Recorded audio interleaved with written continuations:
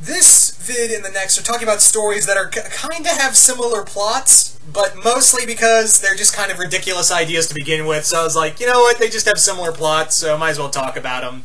And the first one we're going to talk about is Superman and Milo Murphy's Law, a fanfiction idea I had of Superman crossing over with Milo Murphy's Law. And you may be thinking, Zilla, this is the most dumbest idea I've ever heard. True, but that's kind of the fun of it. I mean, Phineas and Ferb technically crossed over with both. I mean, it was kind of as a parody story with Star Wars, but you also had their crossover with Marvel. So yeah, and Phineas and like Milo Murphy's Law is kind of ridiculous, but at the same time, like there's some fun aspects to it.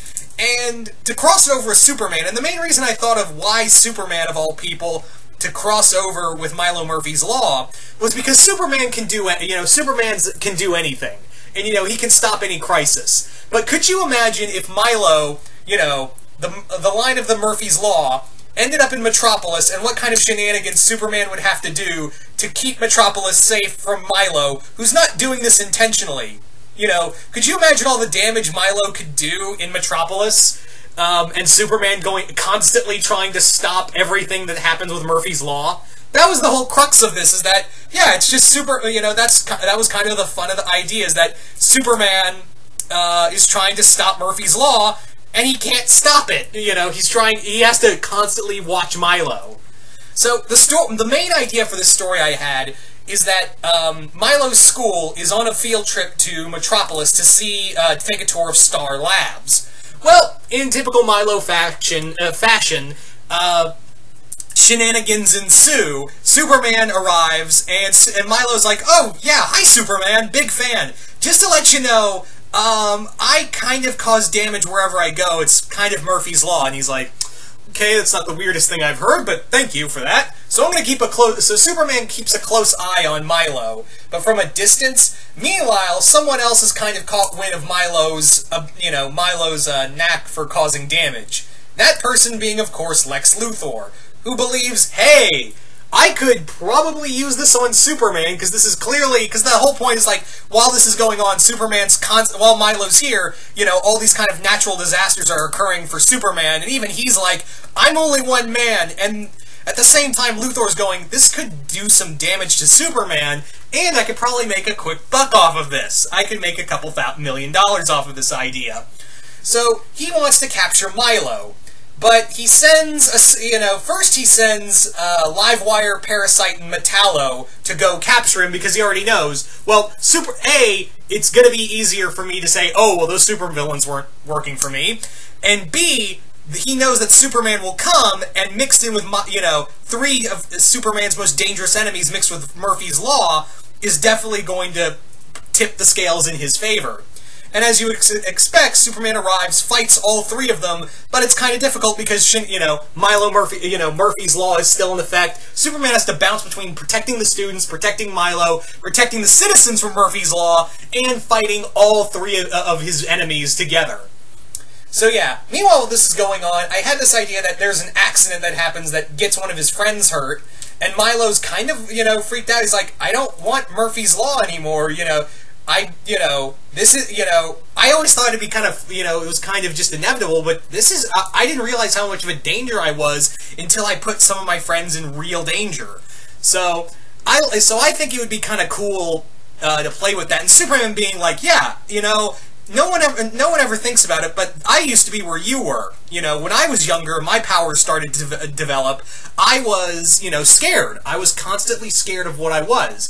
I was so much more powerful than everybody else that it took me, months, almost a year to master all of my abilities and be among mankind. I still feel like I'm living in a world of cardboard, but it's how you use it. And I understand that you can't use your this isn't a superpower for you. This is just kind of an object that occurs to you. But the difference is how to live with it.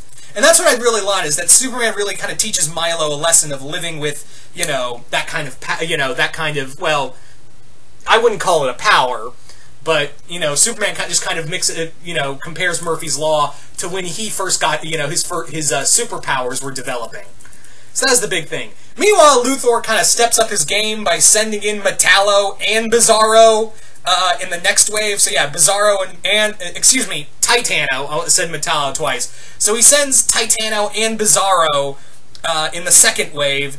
Even the Floyd, I was also thinking that that Lex is trying to get a hold of Milo, and he keeps sending wave after wave of Superman villains and some non-Superman villains like the Royal Flush Gang. And Superman, that's the whole thing, is that Superman essentially just has to keep fighting his way through all these villains to keep Milo safe and the rest of his the rest of his class safe from both Murphy's Law and his enemies. So that was kind of it. Is that and also I wanted to have a fun moment where Melissa and Lois hang out.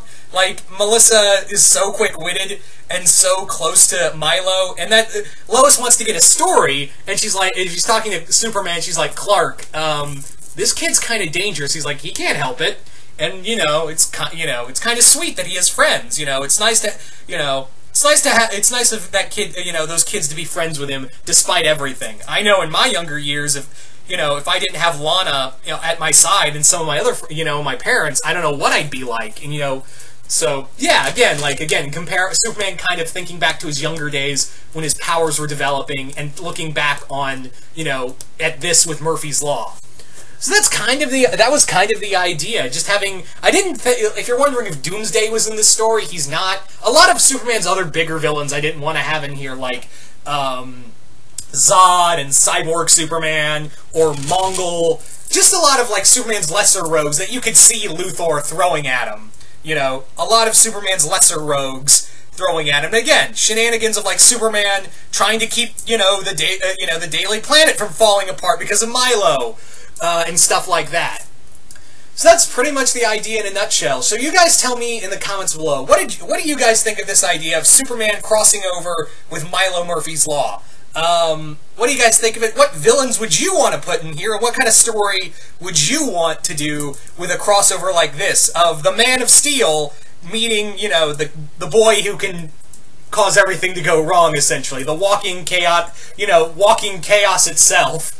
So once again, hope you all enjoyed this, and I will see you guys later.